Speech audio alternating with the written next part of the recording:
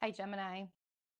Welcome to your May 2024 tarot reading. Um, I was just talking to Scorpio about this, but I have an allergic reaction going on and I'm kind of insufferable right now. And Mercury is direct and we're getting readings done. And that's how things are going to go. And that's how May feels. Just getting things done. We're going to get things done. May does not feel as doomsday as April felt. Um, and it's going to still be a lot of chaos, but this is most of it's happening in your 12th house. You've had Jupiter and Uranus in your 12th house for a while, Jupiter since last year and Uranus since 2018. And with these two in your house, there's in your 12th house, there's a lot of your own gifts coming out, but in very surprising ways, like so unexpected, so surprising, and maybe not even that comfortable. Like things really may not have been that comfortable through all of this. And then before we get, I told you Mercury's stationing direct today. Taurus season, before we get to your season, will conjoin the Sun and Venus, will conjoin Uranus and Jupiter before trekking into Gemini. And then Jupiter ingresses Gemini. I think it's like the 20th. Right. It's actually the 23rd. It's, sorry. There it is, 25th. Wow. I couldn't even read my own writing there for a minute. So Jupiter and Gemini on the 25th, and it will be there until next year. And that's your first house. So this is going to be an incredible time of expansion for you. It's going to be a huge growth period, internal growth, and that internal growth is going to spill outwards. You could find that you're learning a lot of new things with Jupiter in your first house. You could find that you get like some new spiritual teachers along the way. But a lot of, with Jupiter in your first house, you're going to think that you know it all, even more so than now. And from a Virgo to a Gemini, just because we're both ruled by Mercury and I raised Geminis and I lived with Geminis my whole life, we are not always the smartest people in the room. As much as we would like to believe so, we're not always the smartest people in the room. And right now, our growth needs to come with grounding. And so when Jupiter is in your first house, you're really going to want to pay attention to how you're grounding yourself within reality. There's a lot of unnecessary unkindness happening in the world right now. And it's, and as, and you know, it's like, you know, that's not where I want the focus to be with life. That's not where I want the, like, I don't want to focus on those things. I don't want that to be a thing that anybody's having to focus on. And so allowing ourselves to see like the genius that we are, because man, you guys are smart and you are like wordsmiths of the zodiac. You know, you very easily, your storytellers, right? Your storytellers and your teachers, right? But we have to remember that even as teachers, we are also still the students. So learning from each other is a really big deal. I love these cards that just came out. The 10 of Cups.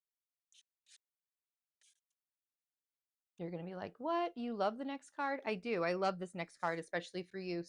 We have the Death card. So you could have some Scorpio energy around you, or you could also be a Scorpio moon or rising or sun, even, either one of them. And then we have the 6 of Cups, which is also Scorpio energy. This is the Sun in Scorpio. But it relates to the past too. The Six of Cups, it talks about that really deep feeling of connection with another person, the soulmate, right? If you look at the Six of Cups, it's like a very innocent exchange of love, is what that feels like to me. Those are the cups, the Ace of Cups, the cups of emotion. And these cups are flanking the Death card. So, major life transformation happening for you. And I feel like what this major life transformation that's happening for you, I feel like it's bringing you back to happy, like it feels like happiness. Feels very much like happiness. It feels like celebration. It feels like coming together, and it's very transformative for you.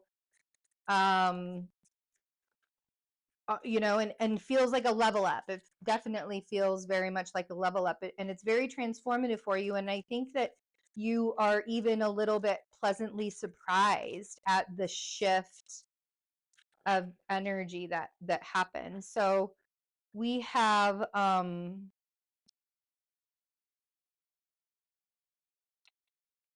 the Hierophant on the 10 of Cups. So Taurus season, in a lot of ways, I feel like is bringing this joy. Might not have started that way, but I do feel like there's this leveling up and this feeling of joy and this knowing, like this, it feels like the light at the end of the tunnel. That's what these two cards really feel like. The Hierophant on the 10 of Cups feels like the light at the end of the tunnel. This is a big level up. And it could be spiritual, it could be in family. And you could be even getting together with your family and celebrating a marriage or graduations, or you know, something that's coming up as well. Feels like just a celebration coming together. The Chariot with the Death card, that transformation. This feels like a really big move for you guys. The Chariot could be a Cancer as well. With that could be like the ending of something with a Cancer energy. But this also feels like a very big life transformation, movement, journey transformation. You could be traveling, you could be moving, but something big will be happening during this journey, right? With that Death card, there's this transmutation of energy. And, you know, when we have the Death card, we're transmuting energy from one thing into another thing. And it's not necessarily good and bad, it's just different, right? And then we have the Moon with the Six of Cups. And the Six of Wands is at the bottom of the deck, victory. Like the Knight of Cups, they're all moving in the same direction here. You know, it feels very much like, even though with this Moon on the Six of Cups, you don't really know, there's a feeling of like, I know that there's something or someone out there for me, or that like the Sagittarius moon, full moon, is going to be revealing a lot. The Sagittarius full moon in May, which will be in your 7th house, and will definitely have to do with relationships. You could meet someone during that time or level your relationship up during that time. On that same day, we have Venus moving into Gemini. We have Jupiter sextile Neptune exact, which is a very fantastical ideal, but can also bring some positive, uplifting things into your life. And we also have on the 23rd, Venus conjunct Jupiter. So Venus will conjoin Jupiter in Taurus just before Venus moves into Gemini. So Venus will conjoin Jupiter earlier on in the day and then move into Gemini later that night. I just wanted to double check that. But that's what this feels like. It feels like the Sagittarius full moon is bringing something really amazing to you that you get to celebrate. So I'm really, really excited about that.